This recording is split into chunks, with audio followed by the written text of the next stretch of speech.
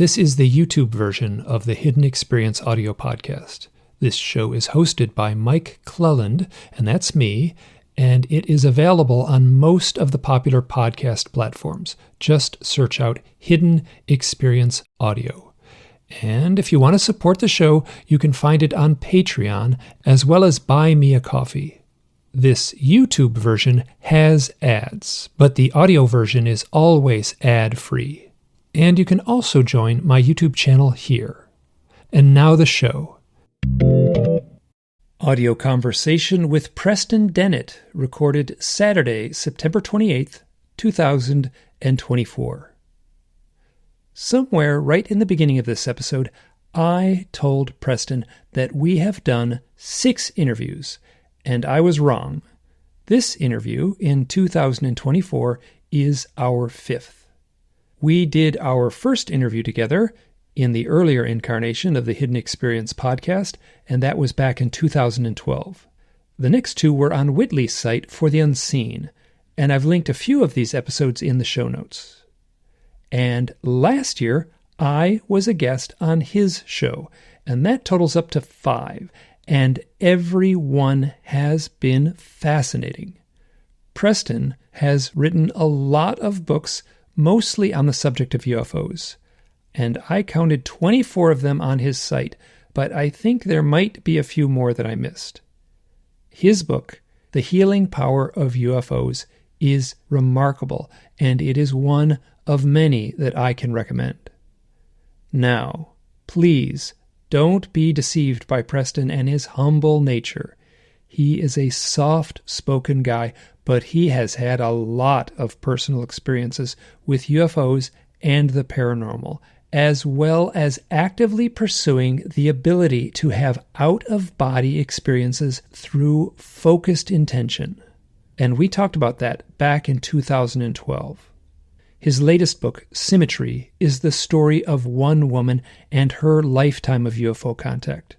Her name is Dolly, and wow, has she had some experiences.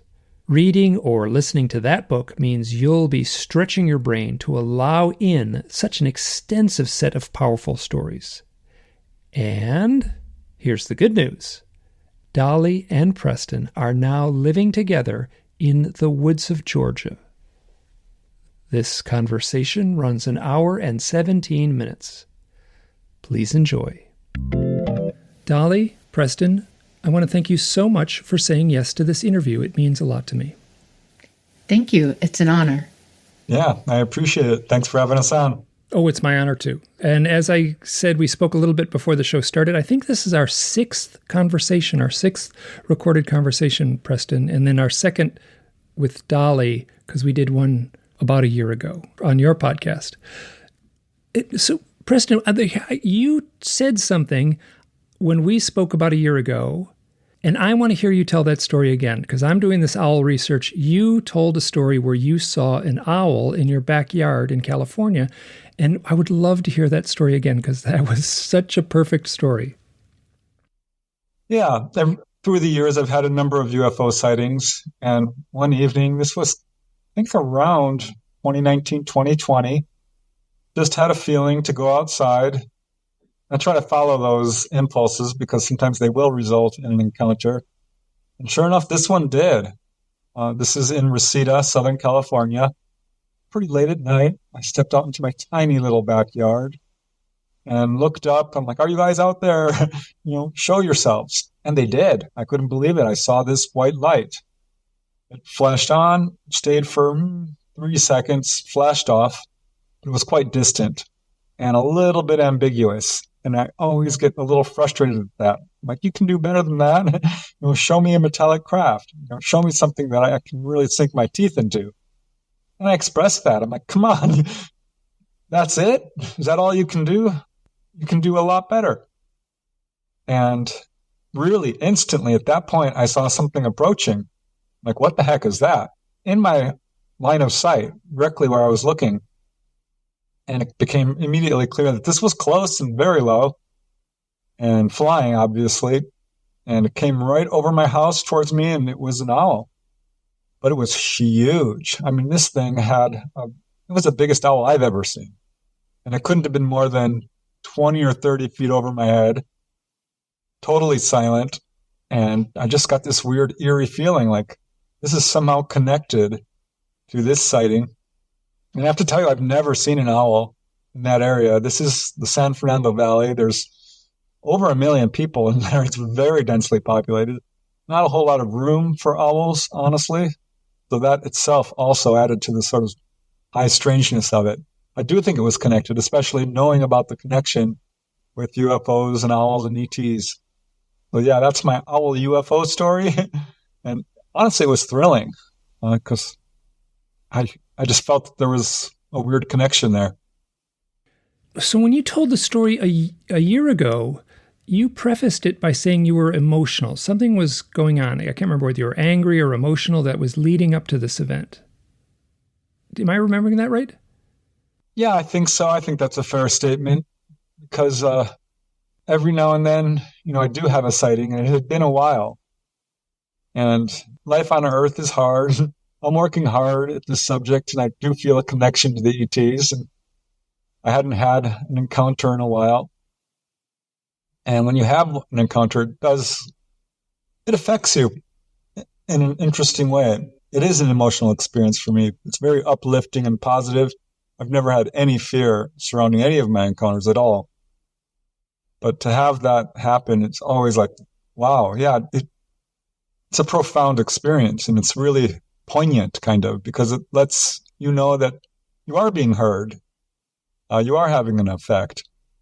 So it was kind of really thrilling to have a response to a request or to get the feeling to go outside and be right about it. Yeah, all of my encounters do have that sort of emotional undertone to them. Well, okay. That just so you know, that is the perfect UFO owl story where they somehow seem co-joined, they somehow seem on purpose, and there's almost a kind of overlap, like a mix-up, like who were you talking to? Were you asking the question of the UFO craft, or were you asking the question of the owl? That kind of blurry mix-up is central to what shows up in my research. So now for Dolly, this is something I wanted to bring up. So we talked, and then I'm friends with a fellow. His name is Jake Robbins. Right. And he has a podcast called Aliens, UFOs, and Ghost Stories. Sometimes he goes by Jacob Robbins. And he told me a story after he interviewed both of you. He got back to me and we were talking about some stuff, and he said, I had the weirdest thing happen. I was talking to, do you know Preston and Dolly? And I was like, oh yeah, I know them. And then he said, yeah, I was interviewing them. And just like right in the middle of the interview, like Dolly all of a sudden turns to me and says, oh, your father saw a UFO on Tuesday. And he was like, what are you talking about? My father, he doesn't believe in this stuff. He's totally doesn't take me seriously. And then he didn't even know what to think. And he said, well, if my father had seen a UFO, he would have told me. Right. And so he got off the call, and the next day he called his dad up, and all of his dad blurts out and say, oh, Jake, by the way, I saw a UFO on Tuesday. I saw a flying saucer. And I just thought that was so funny that it was I did not listen to that episode, but I heard him tell the story, and he was genuinely shaken up because I don't think he knew that his father had seen a UFO it sounded like you just kind of blurted it out in the middle of, it didn't have anything to do with the rest of the interview. I don't know if you remember this at all. Yes, I do. I'm wide open psychic, and when I connect with people or I'm talking to them, I will, unfortunately, it's an automatic thing. I tap into you. I start hearing you and everything that's going on in your head. Well, who you're closest to, and when they're thinking about you, you're receiving that signal, and I'll hear it. And his father was very clearly telling him psychically that he had seen one. He was informing himself that he was going to tell him. And I heard it. And I'm one of those people, I'm totally unfiltered, and I will just blurt it out because it's hitting me. It's transmit the message to him. And so I did. I just said, your dad saw you about 2 days ago. And he gave me a look, and I'm thinking, oh. I got to be careful. I have to be careful because I scare people sometimes. I used to do it to my mom frequently. I will just say things out of nowhere, and people are like, huh, what are you talking about? And then they realize that I'm dead on, and it's because I'm so psychic, and I have to be careful how I conduct myself around people. Well, for this next hour or so, hour and a half or so, you have full permission to just let that roll. If you have something needs to be said, you just blurt it out. You won't hurt my feelings. So, Right. And so here's a question. So I just listened to the audiobook of Symmetry. And to be honest to the audience here, I did not listen to the entire thing. I listened to most of it. And typical, I have the bad habit of jumping around a little bit when I read books, and I do that with audiobooks too. So here's my question for you, Dolly. Did you feel compelled to get this book out there?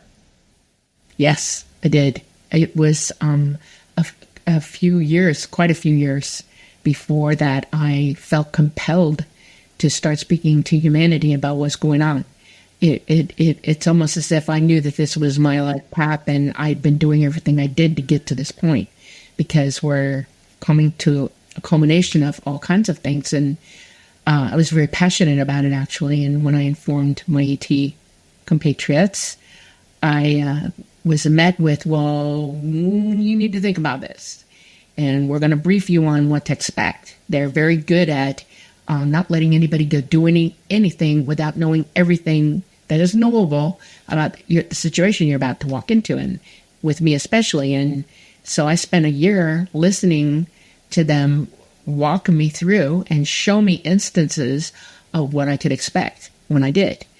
And I one day did. I dropped the amount of time I spent with them and started raging out and looking for somebody to talk and give my story to. It took 3 months for me to realize that I wasn't finding the right person.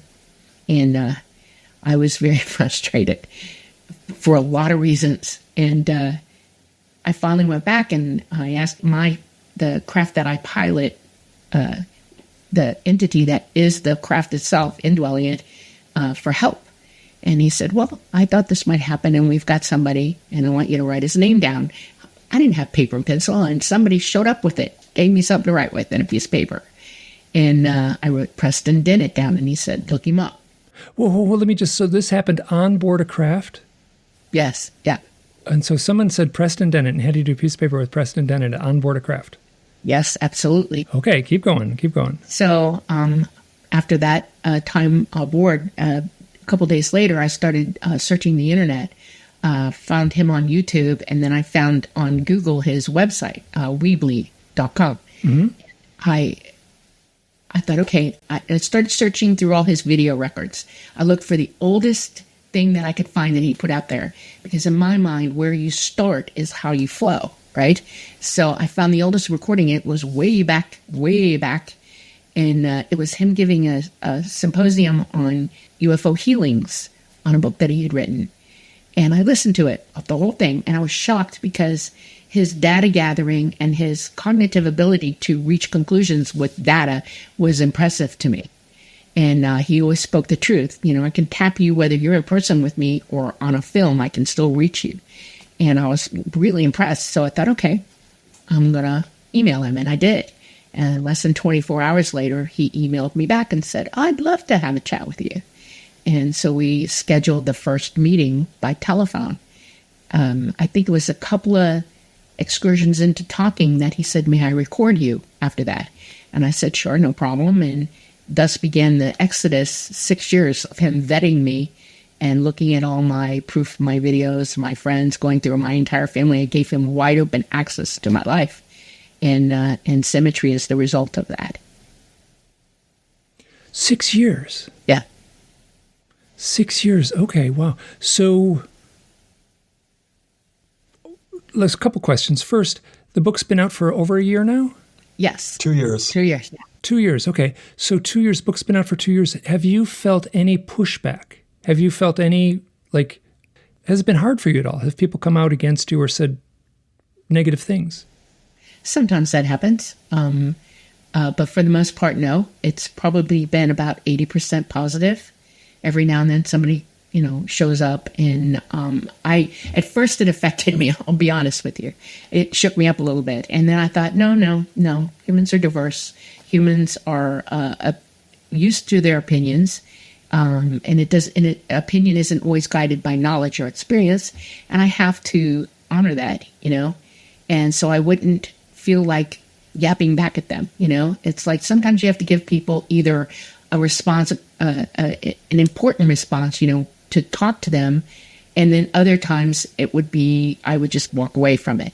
And I've become a little bit more cognizant of what's coming at me. So, yeah. But yeah, about 70% of the time, a little bit more, maybe 80, I'm okay with it. And everybody is. When we first started first podcast I ever went out on, the person literally 1 hour in, it was a 2-hour show, went done, clicked. He couldn't handle what I was saying at all. And that was the first time I got a dead straight up, oh. And I was like, okay, it's all right. I wasn't mad at him or anything. And actually, I sent him an email and I said, I'm so sorry. Don't feel bad for feeling the way you do. I completely understand you. And I have no ill feelings toward you whatsoever. And let it go. And that's what you have to do. You can't retaliate on people who don't agree with you or want to hear what you have to say. You just cannot. It's not the way we should be with one another. That's not how you show love. So. And now, like, for the listeners, we'll get into it a little bit on the show here. You have had a lot of experiences. And Preston, you probably, so listening to the audio, what I came across with was like, oh yeah, this story, that's what you just shared about, let's say, flying the ship. That must sound wild to someone who's not well-versed in this stuff. But I have talked to a lot of people who've flown the ship. Not a lot, but probably more than 10. And then, your level of psychic ability. Like, I know a lot of people who have a high psychic ability that seems to tie directly into their contact experiences. And it just went right on down the line. So you were not necessarily saying anything new that I hadn't heard. But I got to say, you're the one person that, like, holds all the cards in the deck, in the sense that you were, like, all the experiences you seem to have were one person may not be psychic, but they flew the ship, and the other person might not have flown the ship, but they might have like healing abilities or something like that. So yes. Okay, now Preston, my question for you: you wrote the book, correct? Did you feel compelled to write the book? Absolutely. I mean, when I hear a story like Dolly's, I'm chomping at the bit, because I do interview a lot of people. And I have to tell you, most of the people I talk to, I don't write about their stories. Mm-hmm. I'm really more of a resource for people to reach out to and get someone that they can sort of bounce their experiences against, answer their questions, counsel them through their experience. But when I hear someone who's had extensive contact, I always like to ask them, would you be open to, me writing about your experiences? And it became immediately apparent to me that Dolly's experiences were not only extensive, probably more extensive than anybody I've ever interviewed. And as she began to really talk about it, I'm like, gosh, I'm not sure I've even read about anybody who's had experiences to the level she has. And like you said, I'm glad you said it, pretty much everything she says, I have heard before. She also, will drop a few new things, little nuggets of experiences that are unique. But by and large, everything she said I've heard from other people, but it's often through the lens of fear. It might have been recalled under hypnosis, very piecemeal and sometimes disjointed and not completely understood. Whereas with her, it was a continuous narrative. It wasn't recalled through hypnosis. There was no fear surrounding her experiences once she got over the initial fear of it. So yeah, I was like, wow, this is a book that I think is going to be a little bit different than most I've written, which usually involve collections of people's experiences, or I explore a theme, like schoolyard UFO encounters, for example, all about schoolyard encounters. But yeah, this is the only book I've written on one person's experiences, and easily the most extensive contact case I've ever researched. And I will say the one with the most evidence as well. Photographic and film evidence, physiological effects. Some of her medical records absolutely basically prove her contacts, whether it's an implant or a healing or even beyond that. But corroborating witnesses, that's a huge thing.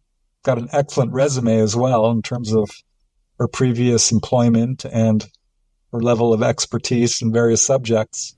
I mean, she's a registered nurse, retired. that's always sort of a bonus when you have someone with an educational background. Yeah. Yeah. So the experience of meeting each other and writing the book together, well, obviously I know the answer. Here's the question I was going to ask. Does your meeting feel orchestrated? And then I got to think, well, if it was written down on a piece of paper on board a craft and handed to Dolly, then it was orchestrated. Yeah, when she told me that, I was thrilled. I've heard this before from another contactee who basically said that she was told I would be a good person to talk to. But I kind of took it with a grain of salt because, really? ETs know about me? Of course they do. They know about all of us. I know that. But to hear it again was amazing. And I've had it since, actually. One guy in England, he called me and I counseled him through his experiences. And he told me the Greys that he had contacted that morning told him to call me. I don't know him. He didn't know me. Yeah, that was thrilling. It's definitely orchestrated. And I feel on some level I'm doing what I agreed to do very early on, or was meant to do, which is to work with people who are contactees and get their stories out there. So I've had somewhat similar experiences where people, most of the people who are contacting me because of owl stories. And you would think that would be just a little teeny trickle of letters and people reaching out to me mostly through email. But wow, has it been overwhelming, the number of people who've had these stories. So it's often a very synchronistic moment. Here's what I get all the time. It's like, I looked up this guy, Mike Cleland, and he's the guy that does the owl research. And I guess I should reach out to him someday and tell him my story. And then they say, well, maybe I should reach out to that guy, Mike Cleland. And then an owl lands on their windowsill, or there's an owl hooting directly out their window. At the very moment, they think, well, should I reach out to Mike Cleland? That is so consistent that I could write a book on just those types of events. So you are presently living in Georgia, and you had been living in California, and you moved out to Georgia to be with Dolly. Is that right? That's right. Yeah. And how's that going? It's wonderful. It's something I've wanted to get out of LA for a very long time. Really wasn't sure how I was going to do it because you kind of get trapped in the location you're in. You've built roots and, there's financial obligations and family. Most of my family had left. My job was no longer a place I wanted to be at. My hours were being cut. It was 14 miles away. It took me over an hour to get there through LA traffic. The prices were out of control. It was very smoggy. The traffic, it just reached a point where I was not happy there. So I was already planning to move and have traveled across the United States a number of times. I've been in every state except Maine and Alaska. So I know the whole United States pretty well. And Georgia is beautiful. I have to tell you, the mountains, the trees, there's lakes and rivers and lots of wildlife. So I was already attracted to it. So when I found out Dolly was living there, I'm like, this would be fun to visit her. Things just kind of rolled forward in a really natural, synchronistic, wonderful way. Because I wanted to move off grid, like many contactees do. And so that's what we're kind of trying to do, is be a little bit more independent and not so attached to society, or dependent, I should say. Okay, how many boxes of books did you pack up when you moved? Oh, I never want to do that again. Never. Thank God Dolly came over to help me and my brother. It must have been, 100. Yeah, maybe 100 easily. Yeah. I suspect that. So you Preston, are kind of a walking encyclopedia. And here, let me just do one thing. I'm going to promote your YouTube show that you do. How often do you put those episodes out? Like 1 or 2 a month? No, once a week. Once a week. Oh, wow. And it's a tremendous amount of work. Is that show popular, that YouTube show? It is. It's growing in popularity. It started off slow, but it's recently kind of really caught on. So I'm pretty excited about it. I think that's partly due to the fact that we're entering a new era in ufology right now, with this subject being discussed in official circles, going mainstream. The ridicule and skepticism is falling by the wayside quite a bit right now. So I think that's bringing a lot of new people in. And the show is quite simple in some sense, where you just explore a theme and maybe have 5 or 10 cases that you discuss. And the show often is over an hour long. And I find it super educational in the sense that these themes, and also you're dipping back into UFO history. You know, sometimes you'll have cases from the early 1950s or the 1940s, and then you'll have cases from last year sort of mixed into the same, folded into the same thing there. Oh, and one more thing. You basically talked about the ridicule thing, which I didn't get a chance to get back to Dolly. 70-80% positive, 30% negative is really good, given the fact that if we turn the clock back a decade ago or even 20 years ago, and I think about what, like the ridicule that Whitley Strieber received, or the ridicule that Barney and Betty Hill received, we are in a different era where this has become, not only is it in the newspapers, but I feel like it's being discussed around the dinner table in a way that it never had been before. And so don't feel bad about that 30%. I suspect that 30% is going to just crumble away as time goes on. But as I said before, your story has a richness and a density and a complexity. Like, it's pretty overwhelming. A lot has happened. Yeah, the book was really well received, actually. It's got over 4 stars on Amazon, and it's been on the bestseller list for almost 2 years now. Yeah, that's great. And yeah, it does threaten some people's belief systems to a degree that they react in a way that's probably a little not okay. I understand. You know, it's difficult to absorb an experience when you have it yourself. It's difficult to, some people are just so vehemently unwilling to consider new ideas when it comes to this subject. I think what it is it's a core belief. It really affects how you view yourself and your place in the universe. Very much like religion or politics. It's something that really can change your worldview so profoundly that some people are just not ready. And they don't want to do it. And I think that even within the UFO community, there's a population, and I make this joke all the time, which is sort of true, is that there are men who are doing nuts and bolts research, and then there are often women doing more consciousness research or psychic research or spiritual research. I know that's a caricature in a way, but it's sort of true if you kind of see the two sides of the issue there. And that the people who are doing nuts and bolts research do not like the psychic aspects. And that's an oversimplification too. Let's say there's a percentage of the people doing the nuts and bolts research who are very close-minded to the more psychic and synchronistic and consciousness aspect. Which I think is a huge mistake, actually, because it's missing a huge part of the contact experience. I agree. I couldn't agree more. I mean, once you've measured go on, Dolly. It's also missing the giant, uncomplicated knowledge that the craft itself is psychic, and we fly psychically. We don't have a lot of controls in there at all. There's no bells, whistles, and there's no pilot stick or anything like that.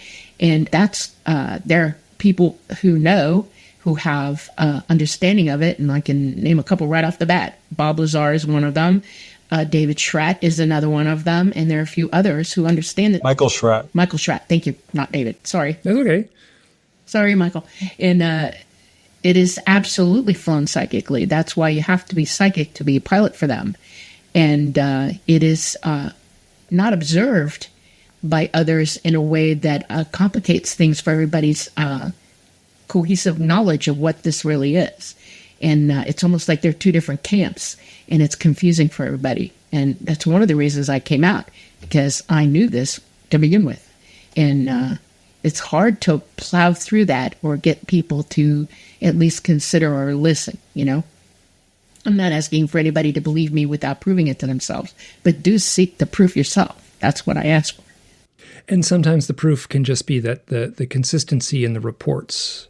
Yes. Which is what I'm seeing, because I've talked to people directly who have flown the craft, and they describe very much what you have described, that it's just simply a sense of I don't want to use his name. He hasn't given me permission. But if one fellow told me that, we were sort of saying, he said, if you want to, let's say you just want to go to that cloud over there. We're out on a sunny day, and he points to a cloud. He says, you just think I want to go to the cloud. But what it feels like is that you are sitting still and the cloud comes to you. Yeah, it does feel that way. Sometimes it's remote viewing. You're actually you're remoting to something, but the view comes to you. He's explaining exactly how you perceive it mentally. Yeah. Yeah. So interesting, because I've talked to a lot of people who said, I think the craft might be alive. And to hear Dolly explain that in such detail was really illuminating. She was able to fill in a lot of the blanks and a lot of the things that just wasn't quite understanding about ET contact. And that was a big part of it. So many people had told me that sort of thing. These craft are flown psychically. Psychic ability is a big part of contact. And all the types of beings she's seen as well, she was able to describe those in detail, where others weren't quite sure, like, were these little grays AI? Were they biological androids, or were they alive? Do they have emotions? All these ideas that which people are still trying to wrap their heads around. Dolly had clarification on it, certainly for me. So, Dolly, one of the things you said in the book was that, and this is something I've talked with people, a lot of people with, and I kind of wait and I kind of let them tell their stories, and I ask at the end. So this is what's been coming to me in the people I talk with. They'll say, we were in the craft and then we were looking down at Earth. And then I could see Earth. And then I'll ask, did you look out a window? And they'll sort of go, well, no, it's almost like the craft, they can kind of see them kind of like, well, how did that work? And they'll say, it's almost like the craft turned invisible and we were just floating in space. And I think it was in, Preston, you and I talked about this. A fellow, Joe Gardner, said it was like being on Wonder Woman's jet. And I don't you know what I'm talking about? The cartoon where she's flying in her invisible jet? Yeah. So what is that like? So I got to ask, what is that like? Does it feel like you're suspended in space, in the emptiness of space? Yes, it does. You have to get used to the idea of it as well. It took me a couple of moments to gather myself, because I instantly think you're going to fall, or, oh my God, I can't breathe. It shocks you when it happens. It is incredible. The entire skin of all the craft, inside and out, all of it can array. It's like a cuttlefish, but it can also become transparent. We have biological things on this planet that will show you that that's a possibility to happen. And the craft is biological, and it employs the process by which this happens here. We have leaves that if you touch them, they will instantly turn clear. You can see through them. And it's a biological process, and it has to do with photosynthesis first. And then second, it has to do with the way that it turns a chemical or biochemical agent in the actual leaf itself so that you can actually see through it. It turns the light. They've tried really, really hard to explain that out completely in their real close. But yeah, their technology is light technology, and light can be made to do anything you want it to do if you're that advanced. And that's one of them. The craft itself can turn the skin transparent so that you can see out. And it's a big deal when it happens. Yeah, there's a scene in the book where a lady was taken on board when Dolly was there, and they did that, and she absolutely became completely disoriented to the point that she flung herself back and landed flat on her bottom, completely freaking out, not realizing that there is still a craft there around you. You just can't see it. Exactly. And then do you still feel gravity as if your feet are on the floor? Yes, they have their gravity is not as heavy on board as we are here. You feel lighter on board. There's a less gravity quotient there. But yeah, you can still feel yourself walking around. You know you're there. Wow. Dolly, you in the book, you describe a lifelong relationship with a being you call Talera. Am I pronouncing that right? Yes. And now, it's a little ambiguous in can you describe Talera? Like, is it a physical being, or is it just an ethereal being? He is a non-corporeal fifth dimensional entity.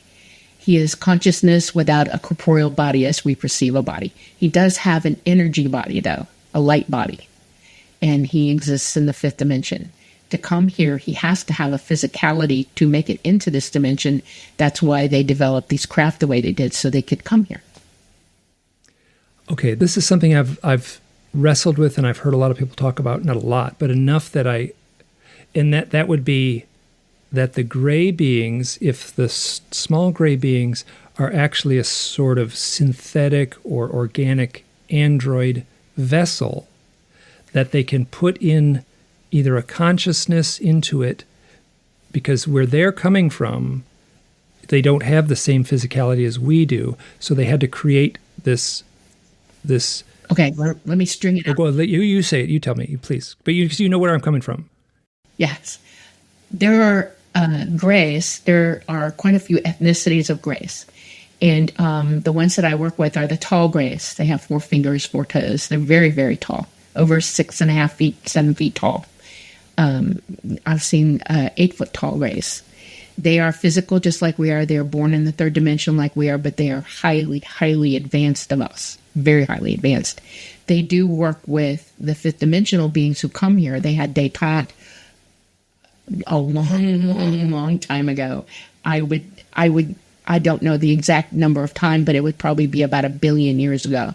And they started working together with other third dimensional entities as well. Among them are the short grays. They're the ones that look like you would call a midget here, or dwarf, elf. And that height, that build, stocky build, and they developed actually they're more advanced than anybody else in the third dimension, and they were spending more time going back and forth with the fifth dimensional beings, and they developed an AI gray. It's universal, they all look exactly the same, and they work with everybody. And they're not consciousness, they're AI, autonomous intelligence. But it's biological autonomous intelligence, and they're built with serious parameters. They don't exist like we do. They can turn on and off.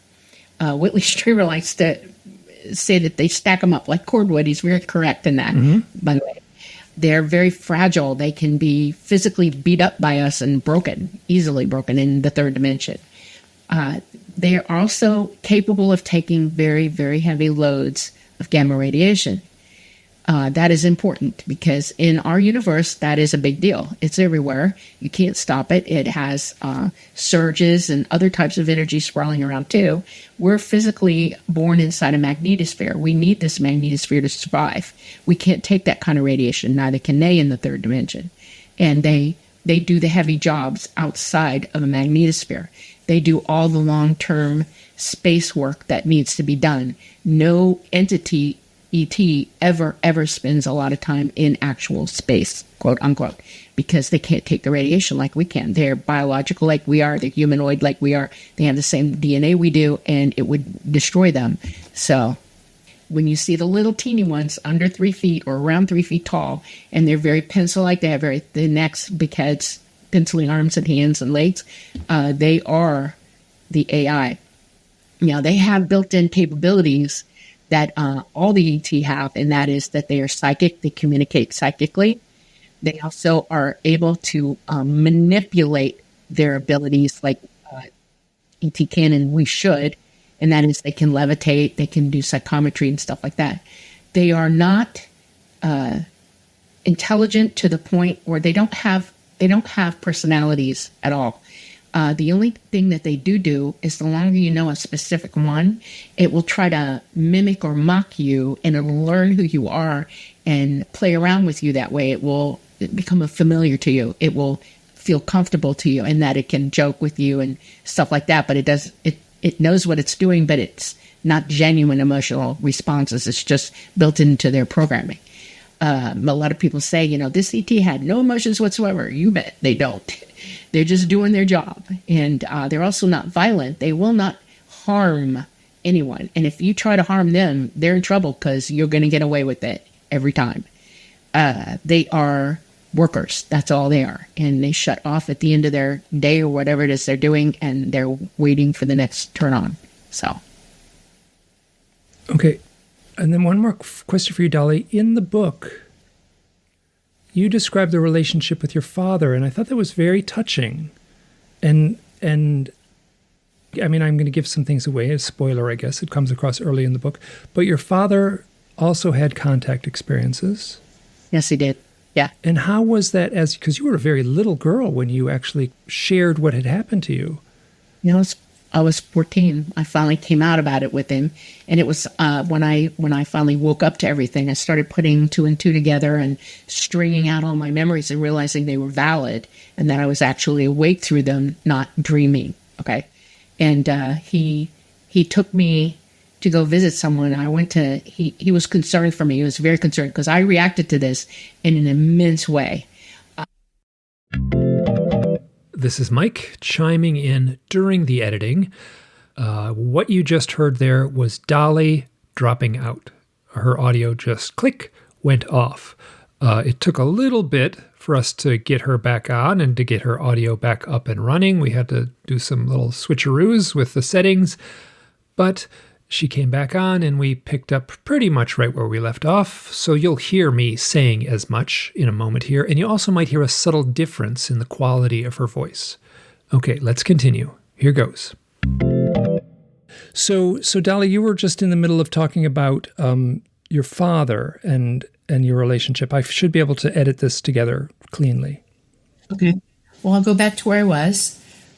My father was really upset about what was happening to me. He was upset because I was getting sick from actually waking up. And he wanted to help me. And it was a Saturday morning. He got me up early and we ate breakfast, took it with us actually.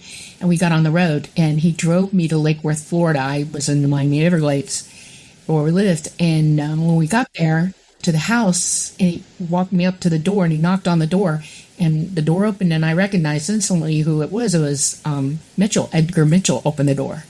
My dad worked for NASA and I recognized him. I knew who he was. And thinking, uh-oh, what? And they brought me in and he talked to me and he said that your father told me about what's happening to you and he was into consciousness and understanding what happens to us psychically and stuff like that, very much so. He had an organization already with that operating, and he said, I would like to hypnotize you. And now my dad had already tried to hypnotize me like a year before, and it didn't work. And I guess my father thought Edgar Mitchell would have a better chance at it than he did. And he worked with me for a little over an hour, and it didn't happen at all. And he looked my dad down in the face, and he said, you realize she's already awake. She doesn't need to remember from her higher consciousness. It's already operating. She hears herself. And my dad's like, oh. And my dad said, well, his direct quote was this: the time has come, to speak of many things, and he did that quote, cabbages and kings and all that. And he said, so here we go. And he told me about his youth and about him being contacted when he was a young teenager as well. And I sat there in dead shock, listening to him. Now, my dad has always been the guy that we're conscious in our house. We're all psychic. We all knew it. He and my mom were very psychic together, and it was just normality for us, okay? We practiced it. It was part of our lives.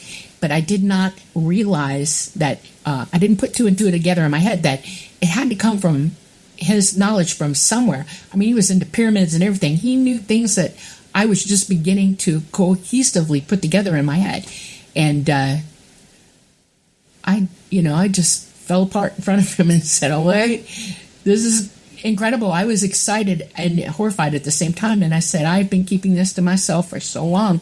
And the reasons were that, E.T. didn't want me knowing anything about what E.T. was, how they were perceived on Earth before that. I wasn't allowed to read about it, nothing. And then I had friends that one I tried to talk to, and she immediately attacked me. And I realized, keep your mouth shut. Nobody wants to hear what you have to say, And so I kept it to myself. And then I had a mother who was not happy about everything that was happening and pushed me not to believe in what was happening to me, treat it like a dream. And the reason that I woke up is I realized that either I'm completely crazy or this is really happening and I just need to know the truth. And that's why I worked so hard to wake up. When we left there, my father and I made a pact together that this was our relationship. This was our private working together, because he knew that he was seeing what was happening and realized that I was a contactee, but he was afraid to say or do anything about it. And now he was going to be involved in my life after that. And so we had regular conversations, and I was made privy to things that he was doing that I didn't even know or understand. So. In what year or how old were you when you met Edgar Mitchell in this circumstance? I was 14. He was still living in Lakewood, Florida. A long time ago, 1973. Wow. Okay. Somewhere around there, yeah. So he would have already been to the moon and been only a short few years, 5 years or so, been back. Yes. He had that program he was working on already up and running, I was asked to join, and ET was not real keen on me doing that. They didn't want me out there for anybody to observe or anything, so I didn't, but I kept aware of it. And I listened to a lot of the things that they were writing, and I was reading stuff from them. So. And that would have been IONS, the Institute of Noetic Sciences. Yeah, how interesting. So this is, okay, here, let me just ask this, if I can edit this out if I'm wrong. Did you mention that it was Edgar Mitchell who you contacted in the book? No, I was afraid to. When I was talking to Preston about that, there are things that I've guarded from the beginning that I've only had the wherewithal to give to Preston. It took a while for him to get me comfortable enough or feel comfortable in my skin talking about this. You have to understand that I am very, very aware of what the government wants and doesn't want, and I know that they are capable of anything, and I had to protect myself. And it's taken a while for me to be completely comfortable in my skin talking. So Edgar just died probably 5 years ago, about 4 or 5 years ago. I never met Edgar. I know a lot of people who did meet him. And this is sort of funny.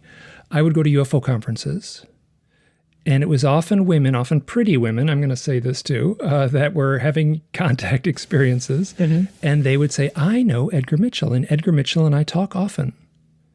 And so he was obviously very well aware of the contact experience, and was how to say this? Like he was, it's a little unclear whether he was researching this directly or just felt the comfort around the people who were having these experiences. And he knew things that you will never know he knew. And I'll leak one for you because you made the point. One of the things about piloting, and it's psychic piloting, is the person who pilots has to have unbelievable instantaneous mental reflexes. It is an estrogen directed ability in the brain. And women, being mostly estrogen guided, are the top flyers for them. There are men who can do this and have made it and do fly, but it's mostly women. Mostly. Women, even on Earth, they know, all the insurance companies knows that women are better drivers. And it's not because we're afraid or we're saving our children. It's because we have better reflexes. And a lot of men on Earth don't want to admit that, but it's true. Men are more apt to do something, write a check their body can't cash, and women are not. And they're more protective. And that's why more women fly 3T than anybody. And that's why. And he knew this. He absolutely knew this. He figured that out. How interesting. How interesting. I'm going to, just as an aside here, I wrote a fiction book. It was published last year. And there was a lot that I put in that book. That was stuff that I had gleaned just over the years of doing this research and talking to people. And there was a lot in your story that shows up in my fiction book. Yeah. Okay. Not directly, but like scenes that you were describing. Yeah. Wow, that's very interesting. So back to Edgar Mitchell, you are essentially confirming, it's hard to say what I knew, but you were confirming something that I had a very strong sense of. Right. Exactly. And wow, this is really fascinating, because once again, you aren't telling me anything that I haven't heard from someone else. You've got, what's the term? Like, you've got like your Halloween candy bag is overflowing with your experiences in a way that, other people's. Yeah. I would like to make a comment about this. ET has gone to extra lengths to notify humanity at large of what they are and what they're about. They have done displays, they've picked up kids, they've picked up adults, they have gone to extremes to show the government that they're going in the wrong direction. I mean, there's tons and tons of information left behind historically. I mean, they've gone to extreme lengths to announce their presence and the validity of their being actual real entities here with us and among us. And there have been people on this earth who have just gone out of their way to misdirect you from that, misinform you, and delude you from the truth. And it's sad to me. And people who research like you and Preston and others have gone to great lengths to find the data to swing in the direction of what's really going on. That was one of the reasons that they wanted me to go to Preston.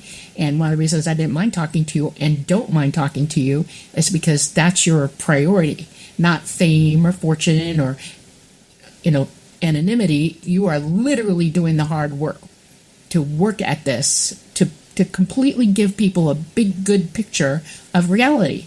And it's sad to me that people don't see that, They should research more. And what I'm doing is essentially collecting stories that people share. Like I'm concerned mostly with the emotional power that these events have in people's lives. I just did a previous podcast, which was about Leo Sprinkle, and I talked with Katie Page, who had worked with Leo, and I also worked with Leo. I don't know if you ever met Leo or know of him. He was a wonderful researcher, and he was doing UFO research for 50 years, over 50 years. He died he was 91, I think, and he had been doing research since the 1960s. So here's something that he said, and he's a doctor of psychology, or he was a doctor of psychology, and he said something that I found fascinating. He said, this is after talking with people for 50 years. He said the people who had the benevolent experience, not the fear-based experience, 100% of those people, he was doing formal statistical questionnaires with these people, 100% of the people who had benevolent experiences believed in reincarnation, believed in past lives. Yep. Absolutely. You talk extensively about past lives in your book and your direct experiences. Okay, here's the question I want to ask. Did you meet Preston in a past life? Yes. I've known him over and over. Why did I know that? I knew that. So do you have memories of that life? Absolutely. Yeah. Preston, do you have memories of that life? Different lives, probably multiple. Yeah. Yep. Oh, I want to hear about this. Please. I'm so curious about this aspect. Okay, I want to give you the one that sticks out because it's more recent. Okay. And Preston can talk about some of the others. My name is Dolly. I'm named after my great-grandmother Dolly, who was named after her great-great-great-grandmother Dolly Madison. And everybody's given me music boxes, sung the song, oh my heaven, I have been driven insane over that name, okay? I identify with it more than any other name I've ever been given except for the one that ETs call me by, okay? And that's Aora, okay? I meet Preston. Now, when I meet him, I realize, oh my God, yeah, I think I know what this is, okay? But I don't do anything I have to know, okay? So I start investigating and very calmly waiting for things to arrive to show proof. He was talking about a song that he loved that had Dolly in it. And I'm like, okay, really? And he said, yeah, I think it's by Harry Belafonte. And I'm thinking, when did Harry Belafonte ever do a song about Dolly? So he sends me the link to it on YouTube, and it's, oh my God, I've never heard this song in my life. And he loved this song, and he sang it all the time when he was young. And he was just very attracted to it. And I'm like, wow, that's here's your sign. This is a synchronicity where things are showing up, right? And then Talata says, you've known him in a previous couple past lives. And I said, really? And he said, yeah, you weren't married or anything. You were like a kid to him, a daughter. And I said, really? Who was it? And he gave me the name, and he said, now I want you to tell Preston, but I want you to do it carefully because it's going to make him really emotional. Well, I had a feeling I understood once he told me who it was, because every time Preston hears classical music or classical guitar, he falls to pieces. He has some connection to that from a prior life.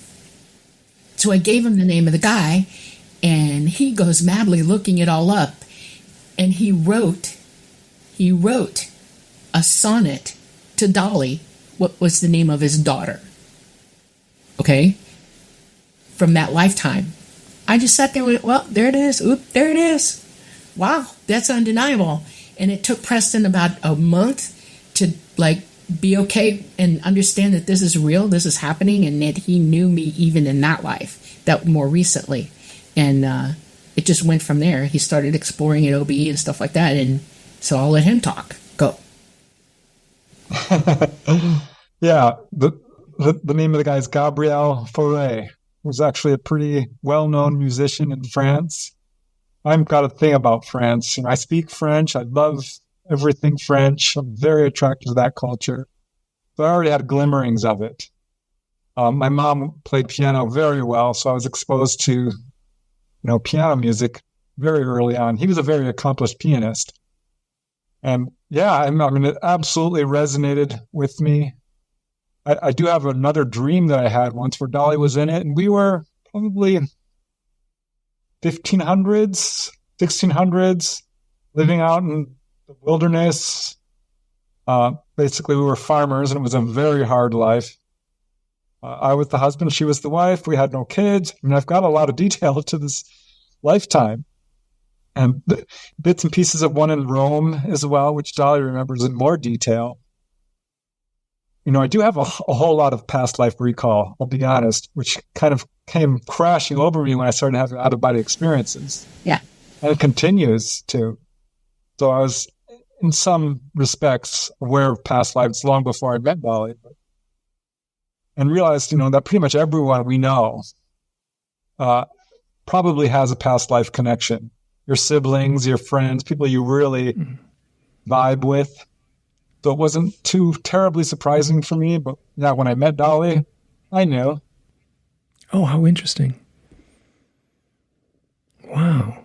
I'm not going to say too much, but I've been working on the sequel to the Unseen, the fiction book, and this exact thing shows up in the sequel. So your direct experiences are showing up in my fiction. Well, there's a synchronicity right there. It doesn't feel like a synchronicity. It feels like a, like a preordained, the script writers of reality had written this in before this conversation. So yeah, so that was a question. Oh wow, how interesting! You gave me your answer was better than I thought it would be, because I wrote down somehow these people knew each other in a previous life. Wow. Yep, I was born practically knowing stuff. I knew I was conscious when I was born. I know I was. My first absolute memory is I'm probably 8 weeks old, and I'm in my pram in the back seat of our car. We were moving from Georgia to Miami, and I remember holding my foot up, and I was watching things go by in the window, and I was looking at my feet and realized I had 5 toes. And I was like, okay, so it's this way. And I remember that memory, a strong memory, and I remember a lot of other things. I have an eidetic memory, so it's like that things that come to me. But I also remember speaking other languages. I remember other cultures. I drove my mother insane because I'd start singing in another language. She's like, "Where did you get that from?" I don't know. I knew things that I couldn't have known unless I'd lived a prior life and got it, because I wasn't old enough to really read yet, and nobody was saying stuff like that. So, yeah.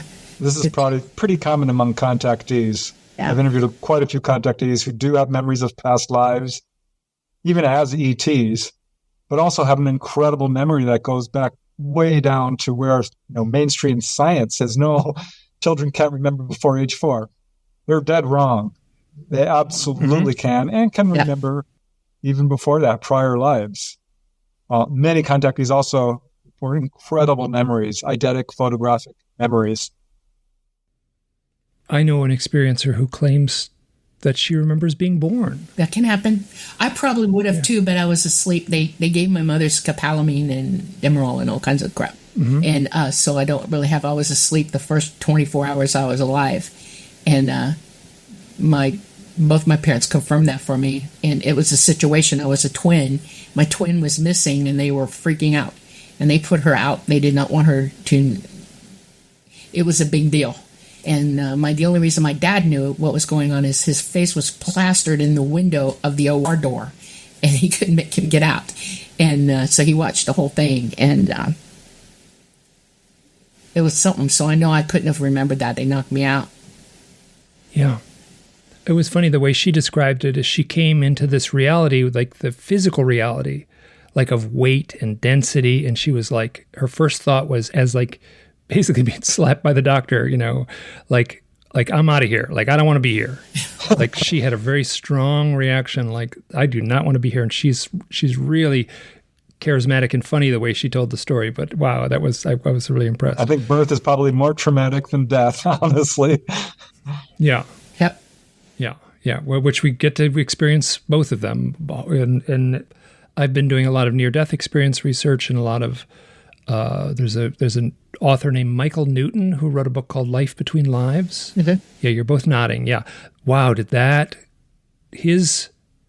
ideas that he presents in that book, he wrote a series of books, the ideas that he presents in those books just seemed to click. It seemed to make so much sense.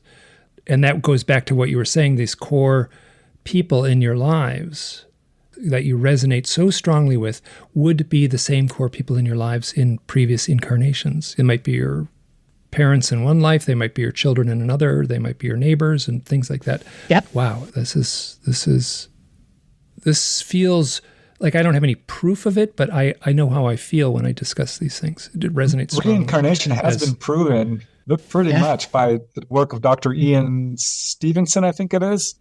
From the University of Virginia. Yeah, if you look up his research, he was exhaustively documenting cases. Yes, so I agree, yeah. And it might not be proof for the certain parts of the general public, but I'm very familiar, but I've read books where his research has been referenced extensively, yeah. Yeah, it's remarkable, the work he did. I challenge a skeptic to really dive into his stuff and come away not thinking that there's absolutely validity to the concept of reincarnation. Yeah, so, reincarnation feels valid. And so, Dolly, I can see you're nodding. What are your thoughts on this? Well, if you think about life and why you're here and how short a time it really is, it's not really long enough for you to evolve personally yourself. You're not really learning a whole lot in a short lifetime that is going to evolve you up with wisdom. And one of the things that I did learn from the ETs as a young child was that we're here to become wise, to have the experiences. The only thing we take with us when we leave here is exactly that, the knowledge that we've gained, the experiences we've had, and the ability to employ wisdom. And you just can't really do that completely in one lifetime if you really seriously think about it, not at all. And we keep making faux pas and we have problems and there's karma. And you can't really fix karma either in one lifetime either. You have to learn it, why this is happening and how you get past it and your perceptions and everything. And one of the things that I find invaluable in understanding what our lives really are is that we're wasting a lot of time here because we've been driven or pushed away from it with all kinds of emotional things that hinder our ability. One of them is fear. We're confused all the time. We're barraged with too many emotions of violence and crazy and horror and all of that. And we're totally misguided away from working on ourselves and evolving.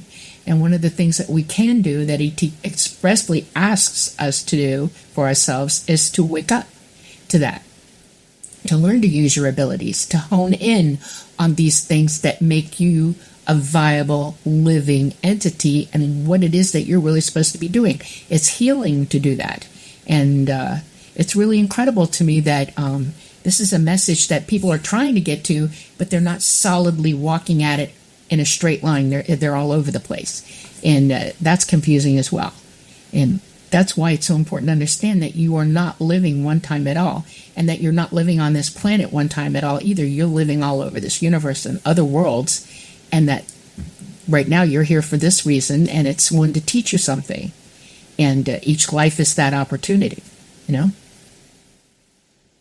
And given the UFO literature, and the first time I read about this was in John Mack's book Abduction, there may be references to it earlier than that, but that's the first time I read about it and remember reading about it, is people having had a previous incarnation as a being, what would be an ET being on another planet or in another dimension, and that they have chosen to come here to play a role right now in this chapter of humanity. And we talked about this, I don't want to go into it now, but we definitely talked about this when I was a guest on your show and I shared my experiences of hypnosis, where I had that memory of being on board a craft where I had the realization that I had lived this previous identity it seemed like as a off-planet being. And I was angry that there was physicality here. Like that was tough. Like I was angry. Like, you never told me. You never told me there'd be like physicality and emotions and all these things, or strong emotions or bad emotions, like, loneliness and depression and sadness and things like that we have to deal with as humans. But this is what I'm struggling with in a way, and I could address it, and I would be kind of just speculating, I guess. But what is your sense of the role that being human on this planet, what does it mean to be a human on this planet? What are we meant to understand or to learn? Absolutely, to learn, know all that is knowable, and then proceed. That is the only route we have to go when we come here. In source, where we all come from, and that's everything in the universe is in source together. We can know everything, but without having experienced it physically and learning to deal with it and then employing that knowledge, wisdom doesn't happen without that. You can't have an understanding of something with no experience. And that's the number one main reason we come here.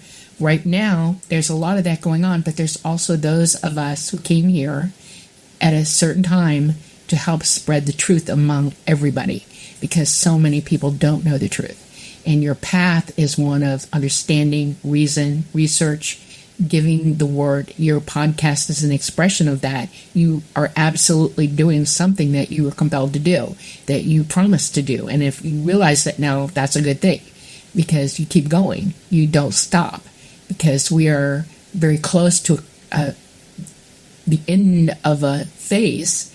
And you don't want to leave here stupid. And I don't want anybody to leave here stupid. I want everybody to be awake. I want everybody to be in understanding before that happens. And it's a big deal here right now. This is the hardest iteration, I think, that humanity here has ever gone through. There's a lot of negative takeover by controlling others who want absolutely you to be their slave and serve them. And they'll do anything to achieve that or keep it. They don't want to let go of it. And that's not okay. And we're autonomous. Yeah, if people could just recognize that how much fear guides our lives and overcome that and realize that we are, in fact, immortal beings visiting Earth for a short period of time, I think it would absolutely improve the situation. Fear is a big deal. There are things that we can only learn in the third dimension. We came down here to learn them. It's a valuable experience to have, but we all need to recognize that it is temporary and that we are immortal, and it would change everything. I think this is, again, what we see often with contactees and ETs really trying to help us wake up to the fact that we are immortal beings. We do have abilities that we're only beginning to understand and employ. And that's a big part of, what coming down here and having the Earth experience, because you can learn all kinds of things that are incredibly valuable that you cannot learn in the higher dimensions, which is our true home, by the way. That's my sense too. And this is, once again, this is stuff that's showing up in the fiction book, which I didn't plan on adding those elements into the fiction book. That just kind of seeped into it. And it might be a paragraph or two in the entire book that addresses, just what you shared there about the fact that we somehow exist simultaneously or in a previous life as a higher dimensional energetic being. And I just barely touch upon that, but it's definitely in the fiction book. So Preston, when we did our interview in 2020, which is now 4 years ago, we did this thing which was so fun. I listened to it just the other day. We laughed. I just asked these rapid fire questions. and it was fun and like the thing is like, like I would ask like, what about psychic skills? People who have ET contact, do they have psychic skills? And you'd laugh and you'd say, oh, they're channeling. And I'd say, oh, channeling's the next thing on my list. And you'd go, oh, they have healing skills. And oh, healing skills is the next thing on my list. So it's a really fun interview. I'll make sure to link that into the show notes. But there was a couple things that I didn't have a chance to ask. Oh, all right.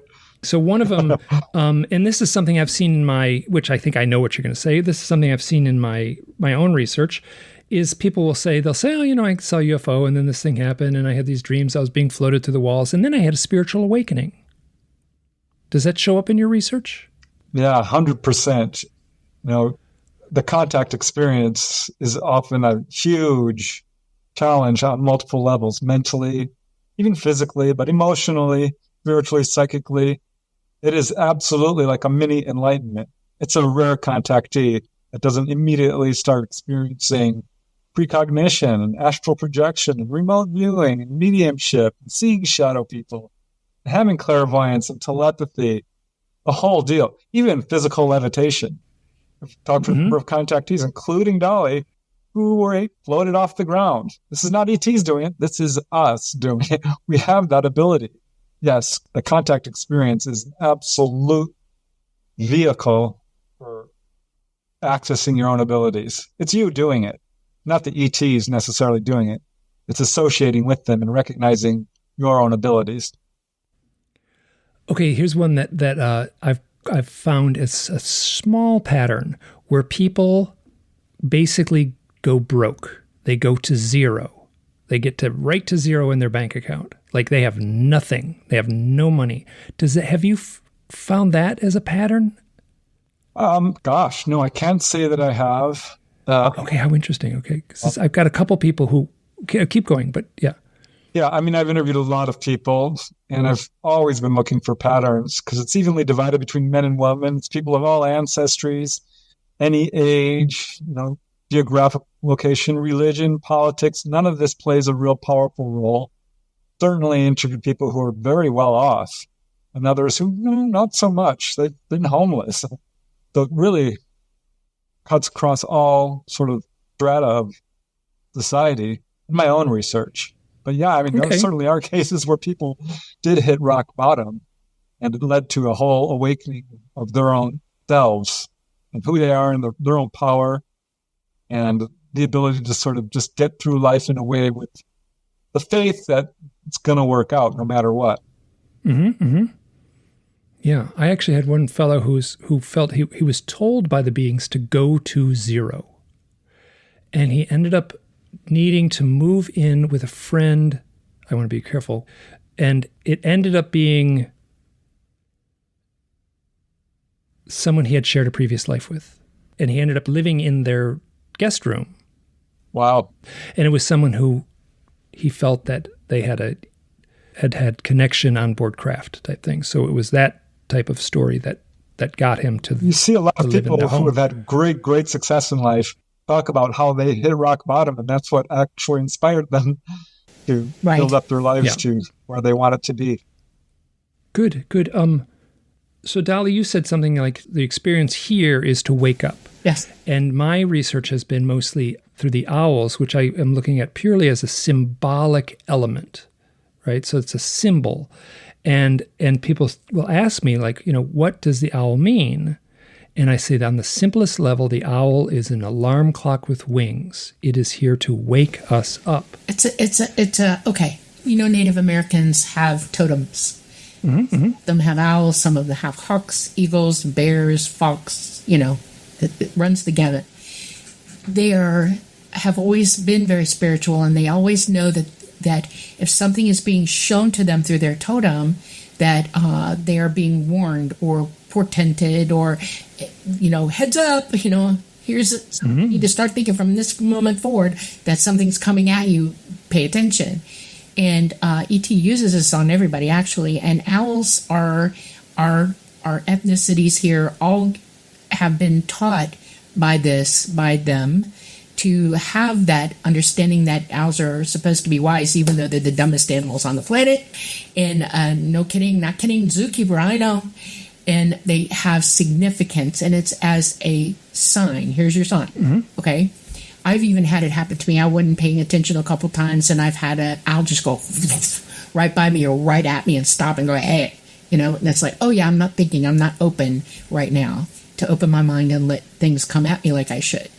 And so they use it. And absolutely, if you have an owl show up in your life out of nowhere, pay attention to it. It is something telling you, and it could be a multitude of things. I want you to understand it's not necessarily always ET. It could be a spirit guide.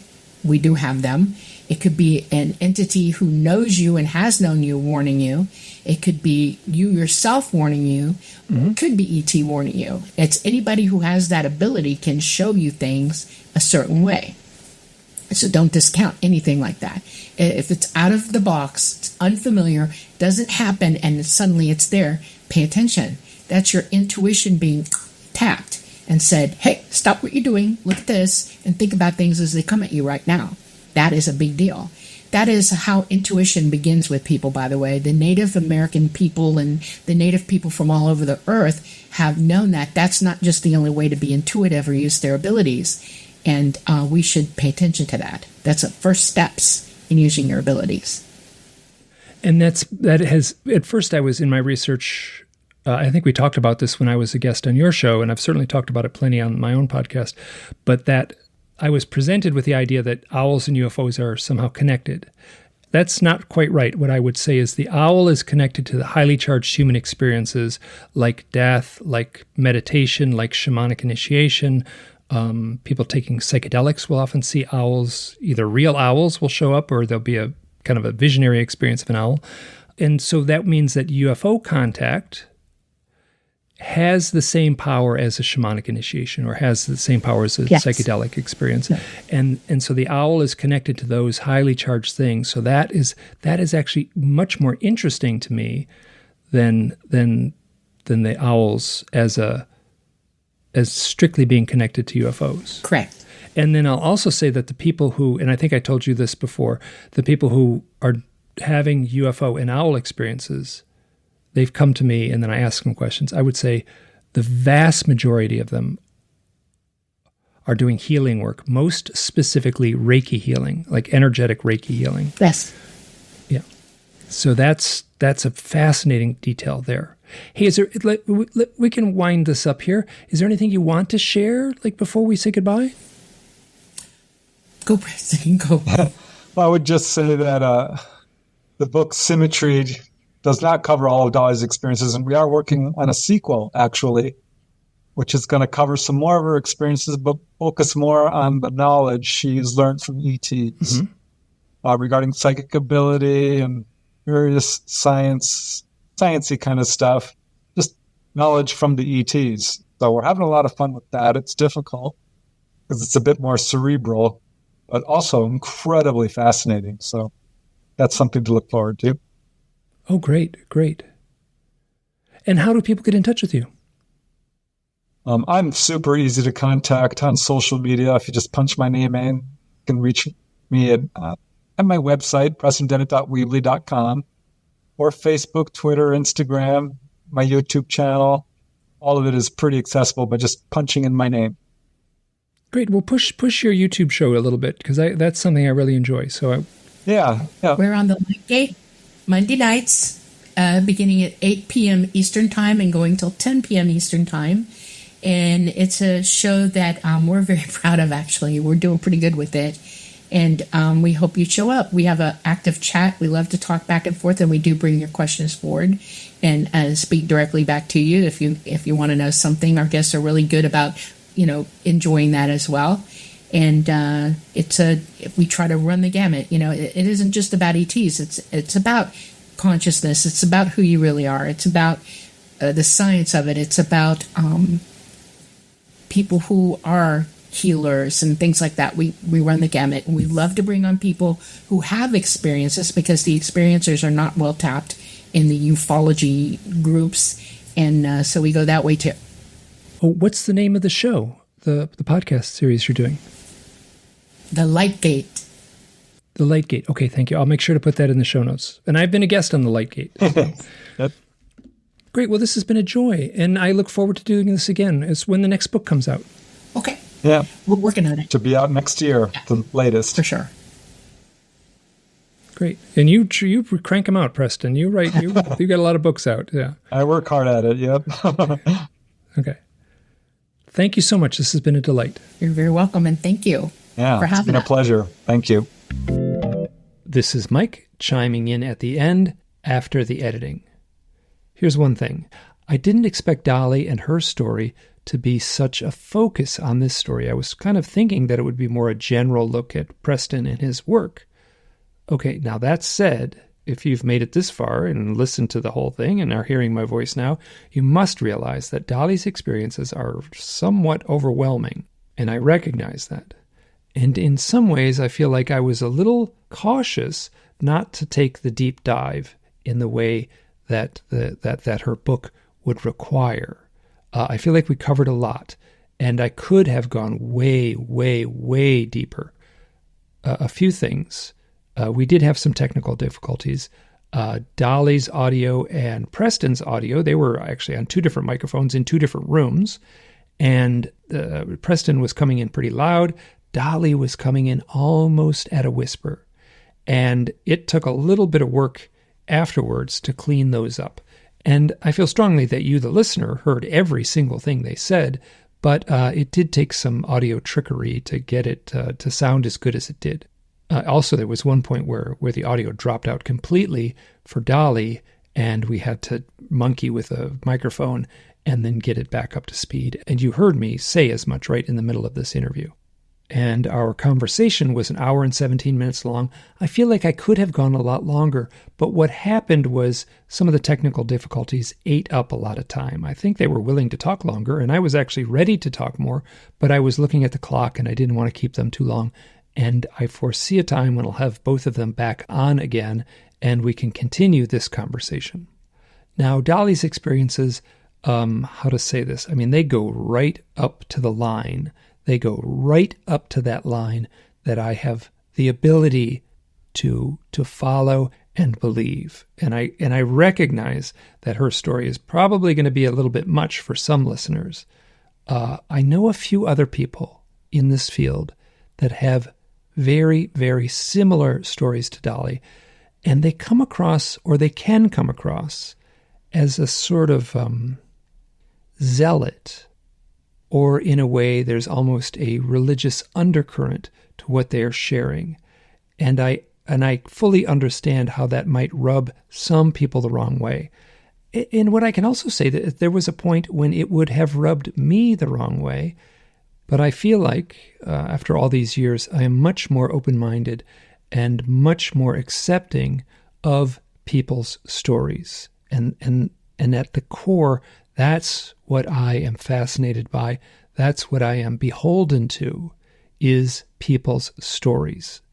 Someone's story, wow, it is really tough to say whether that is true or real, but a story has a power all its own. There are a few people that I've been wanting to interview, and I have been avoiding interviewing them because they go right up to that line, and I worry that the listeners will be put off by the intensity and the zeal that can come across in their telling of their own story. Now having said that, I really feel strongly that it's important to share those stories, no matter how much they stretch the listener. Peace and strength, and thank you so much. Bye now. Owls are somehow connected to UFOs. I don't say that lightly. After over a decade of obsessive investigation, I am convinced of this connection. As strange as it may seem, people are seeing owls in the highly charged moments of a UFO sighting, and within the challenging memories of UFO abduction. This mystery has been the focus of my research. My name is Mike Cleland, and I have explored these connections in my book, The Messengers. At its core, this book is simply a collection of stories, and each is a remarkable real-life experience. The Messengers is also my own story of how owls played a role in my life. It's an exploration into the deeply personal questions that arose from my own contact experiences. Whitley Strieber said this about The Messengers. It's a wonderful book because it's a book that advances us in consciousness. It advances us. It takes us from where we were before we started reading it to a new place in terms of understanding the close encounter experience. I can name just on the fingers of one hand the number of books that actually do that. The Messengers is the first in a trilogy of books, and each volume explores a deeper aspect of the UFO mystery. Stories from the Messengers, owls, UFOs, and a deeper reality. This is the second in the series, and it tells a series of 19 real-life stories, each with UFOs and owls. The third is Hidden Experience, a memoir of owls, synchronicity, and UFO contact. This is my own story, my emotional journey of coming to terms with very challenging memories and experiences. All my books are available on Amazon in paperback, ebook, and as audiobooks. Hey, this is Mike, and I have been pretty upfront with saying that I will not put advertisements in my podcast. And then I follow that up with, except if it's for my books. So what you just heard was very clearly an advertisement, and it's for my books. And if you have read or listened to any of my books, I would be incredibly grateful if you could take a moment and leave a review or rate it on Amazon. This one simple act, more than anything, truly helps a self-published author like me to get the word out, allowing other readers to discover my work. So let me add a few more things. If you enjoyed this episode and my other episodes, and you would like to support the show, please consider joining me on Patreon. Your contributions will help keep this podcast ad-free, and you always have the option to join my Patreon site as a free member. All my shows will remain free. There are extras for paying members, things like behind-the-scenes updates and an occasional chat with the host. That's me, and you can do that with the other members, but that will be for paying members only. If you like the show, please help spread the word. Share the podcast with your friends, leave a review, or post about it on social media. Your support means so much to me. Bye now.